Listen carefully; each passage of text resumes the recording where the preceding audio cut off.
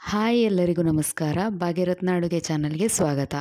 ಇವತ್ತು ನಾವು ಹೆಸರುಬೇಳೆ ಪಾಯಸ ಹೇಗೆ ಮಾಡೋದು ಅಂತ ಅಂದ್ಬಿಟ್ಟು ಈ ವಿಡಿಯೋದಲ್ಲಿ ತಿಳ್ಕೊಳ್ಳೋಣ. ನಮ್ಮ ಈ ಚಾನಲ್ಗೆ ಯಾರು ಇನ್ನೂ ಸಬ್ಸ್ಕ್ರೈಬ್ ಆಗಿಲ್ವೋ ದಯವಿಟ್ಟು ಎಲ್ಲರೂ ಸಬ್ಸ್ಕ್ರೈಬ್ ಮಾಡಿಕೊಂಡು ನಮ್ಮ ಚಾನಲ್ನ ಸಪೋರ್ಟ್ ಮಾಡಿ.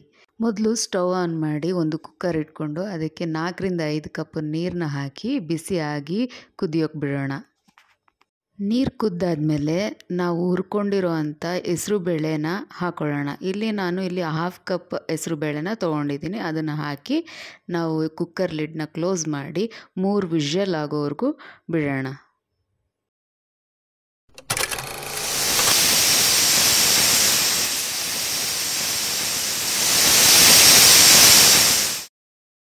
ಮೂರು ವಿಷಲ್ ಆದಮೇಲೆ ಕುಕ್ಕರ್ ತಣ್ಣಗಾಕಿ ಬಿಡೋಣ.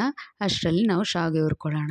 ಬಾಣಲಿಗೆ 1 ಟೀ ಸ್ಪೂನ್ ಆಯಿಲ್ ಅಥವಾ ಗೀ ಹಾಕ್ಕೊಂಡು ನಾವು 1/2 ಕಪ್ ಶಾವಿಗೆ ತೊಗೊಂಡಿದ್ದೀವಿ ಇಲ್ಲಿ, ಅದನ್ನು ಚೆನ್ನಾಗಿ ಹುರ್ಕೊಳ್ಳೋಣ.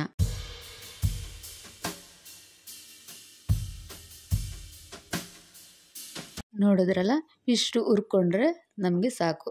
ಇದನ್ನು ನಾವು ಸೈಡಲ್ಲಿ ಎತ್ತಿಟ್ಬಿಡೋಣ.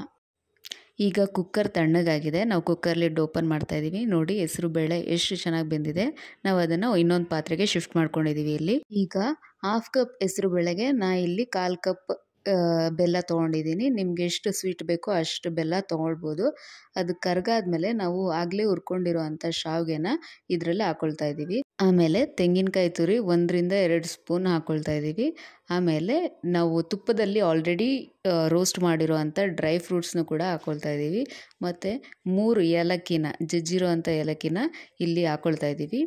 ಎಲ್ಲ ಹಾಕಿದ್ಮೇಲೆ ಚೆನ್ನಾಗಿ ಮಿಕ್ಸ್ ಮಾಡಿ ಒಂದು ಪ್ಲೇಟ್ ಮುಚ್ಚಿ ಚೆನ್ನಾಗಿ ಬೇಯೋದಕ್ಕೆ ಬಿಡೋಣ ಒಂದು 5 ನಿಮಿಷ.